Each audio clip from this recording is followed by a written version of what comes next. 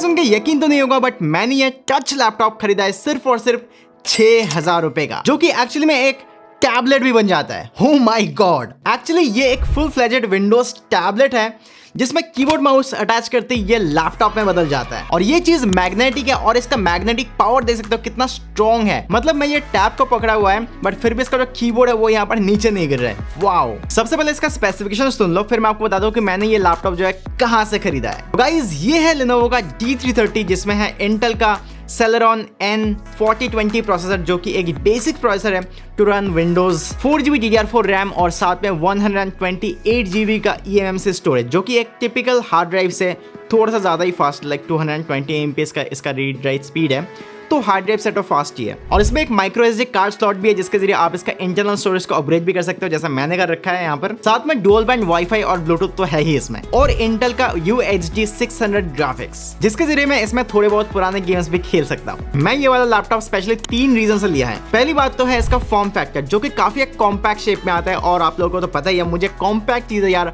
बहुत ज्यादा पसंद है। लैपटॉप हो चाहे पीसीज हो, आईटेक्स पीसीज हो, मुझे कॉम्पैक्ट चीजें बहुत ज्यादा पसंद है।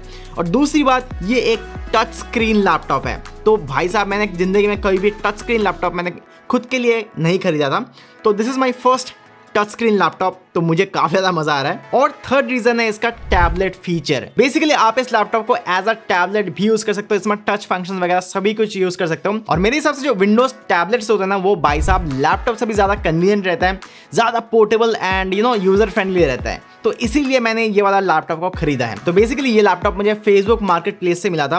पहले जो है बंदे ने 8,000 का प्राइस रखा था, जिसपे मैंने कभी भी अग्री नहीं किया, क्योंकि 8,000 रुपए इस लैपटॉप के हिसाब से थोड़ा सा ज्यादा ही लग रहा था मुझे। फिर मैंने उसको 5,000 रुपए का प्राइस कोट किया, तो उसने नहीं माना। फाइनली उन्होंने बोला कि 6,000 रुपए में डील करना है तो करो, वरना बाहर में जाओ। तो मैंने सोचा कि 6,000 रुपए में भी अगर मुझे ये वाला लैपटॉप मिल रहा है तो भाई साहब बहुत बढ़िया डील मिल रहा है। तो वो बंदा जो है मेरे घर के पास ही आया था, तो मैं फटाफट से उससे मिलने गया और उसे फटाफट से 6,000 रुपए पे किया एंड उससे ये वाला लैपटॉप लेकर आ गया। ये रहा स्क्रीनशॉट, आप यहाँ पर देख सकते हो। बंदे ने मुझे इस लैपटॉप के साथ इसका बॉक्स भी दिया है और इसका 45 वॉट DC चार्जर भी दिया है, जिसका कंडीशन काफी गंदा कंडीशन में मुझे मिला है, और जो डॉक्यूमेंटेशन वगैरह है वो सभी कुछ दिया है। ऑनेस्टली कंडीशन इसका कुछ खास बुरा नहीं है, यहाँ पर काफी ठीक ठाक कंडीशन में ये वाला लैपटॉप मुझे मिला है। एंड थैंक गॉड इस बार का जो लैपटॉप मैंने खरीदा है, ये वाला लैपटॉप में सभी चीजें वर्किंग है, बट वही बात है कि क्लीन नहीं है। ये देखो स्क्रीन का हालत, कितना सारा गंदगी है यार। और जो कीबोर्ड एरिया है इस लैपटॉप का, वहां पर भी काफी सारा धूल मिट्टी वगैरह यहाँ पर आपको दिख रहा है।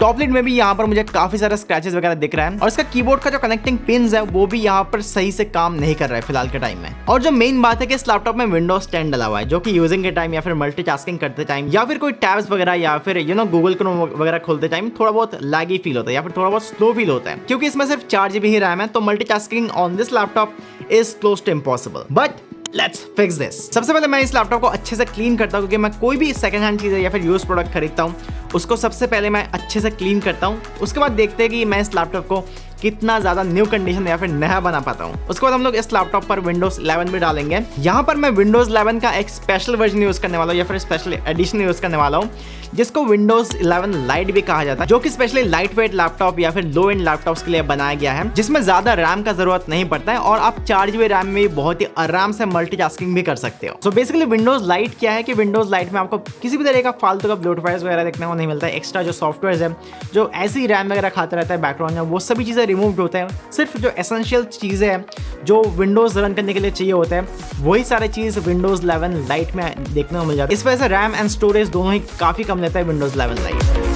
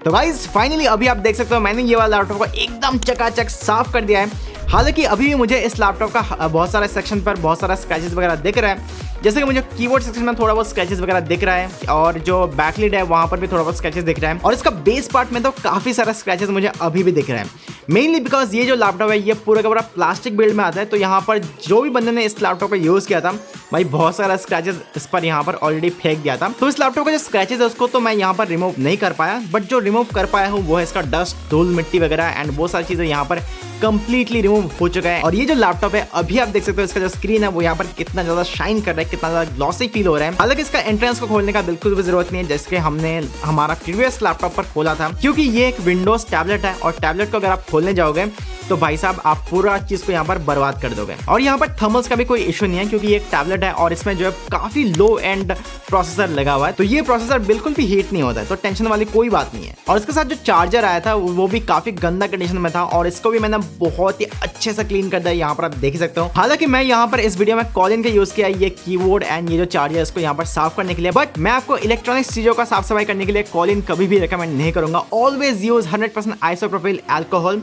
जिससे आपका जो इलेक्ट्रॉनिक्स पार्ट्स है वो भी यहाँ पर काफी सेफ रहेगा unless you really know what you are doing। जैसे कि मैं यहाँ पर जानता हूँ कि मैं क्या कर रहा हूँ, इसलिए मैं यहाँ पर कॉलिन का यूज किया है। तो अभी इसका स्क्रीन भी देख सकते हो यार एकदम चमक रहा है। टच स्क्रीन है तो भाई इसलिए डिस्प्ले ग्लॉसी है, इसका 10 इंच का स्क्रीन है इस लैपटॉप का, तो मूवीज वगैरह देखने में भाई बहुत ज्यादा मजा आता है। हालांकि ये सिर्फ 800p का ही डिस्प्ले है और इसमें 100% sRGB भी नहीं है, बट द फैक्ट इज इसका डिस्प्ले जो है ग्लॉसी डिस्प्ले है, इस वजह से ये जो डिस्प्ले है ये एक मैट डिस्प्ले से काफी ज्यादा शार्प एंड क्रिस्टल क्लियर दिखता है। अब एक काम करते हैं, इस लैपटॉप में freshly Windows 11 light version install करते हैं और फिर देखते हैं कि इस लैपटॉप का जो परफॉर्मेंस है इसमें कितना ज्यादा इंप्रूवमेंट मिलता है।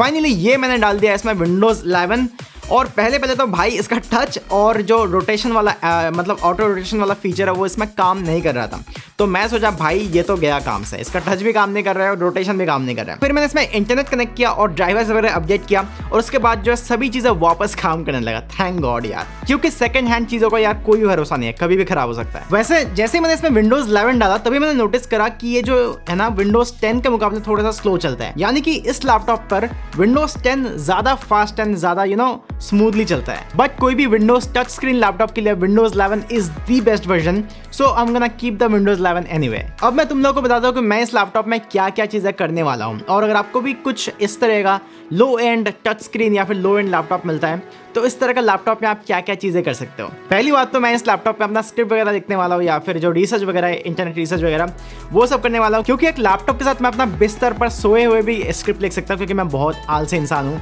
तो भाई साहब ये लैपटॉप मेरे लिए बहुत ही फायदेमंद रहा है। और लिनोवो लैपटॉप्स का जो कीबोर्ड होता है ना भाई साहब, उसमें टाइप करने में बहुत ज़्यादा मजा आता है due to its more travel distance. और इसमें मैंने माइक्रोसॉफ्ट ऑफिस 2007 इंस्टॉल किया है, बहुत ही बढ़िया तरीके से काम करते हैं। मैंने इसमें माइक्रोसॉफ्ट वर्ड, माइक्रोसॉफ्ट एक्सेल ये सब यहाँ पर ऑन करके या फिर उसमें काम करके देखा, बहुत ही आराम से मैं इसमें वो सारे काम कर सकता हूँ, ऑफिशियल काम वगैरह। और तुम यकीन नहीं करोगे बट भाई इसमें गेम्स भी चल जाते हैं। जैसे मैंने IGI इस पर रन करके देखा भाई, मेरी जिंदगी का पहला गेम जो मैंने ट्राई किया था पीसी में दैट वाज IGI। तो इसमें IGI भी चलता है, इसमें IGI 2 भी चलता है, इसमें GTA San Andreas चलता है, इसमें GTA Vice City चलता है। बहुत सारे जो ओल्ड स्कूल गेम्स है लाइक 2007 2008 के जो या फिर 2005-6 के जो गेम्स हैं वो सभी गेम इसका इंटीग्रेटेड ग्राफिक यानी कि Intel USD 600 में चल जाता है। इवन आप इसमें GTA 5 तक चला सकते हो। ओ माय गॉड यार। और जिन लोगों को पता नहीं है मेरे पास एक PS5 भी है और इसलिए मैं इस लैपटॉप के लिए एक कैप्चर कार्ड खरीदा है, 1080p 60 fps वाला कैप्चर कार्ड, ये क्रेओ वाला कैप्चर कार्ड।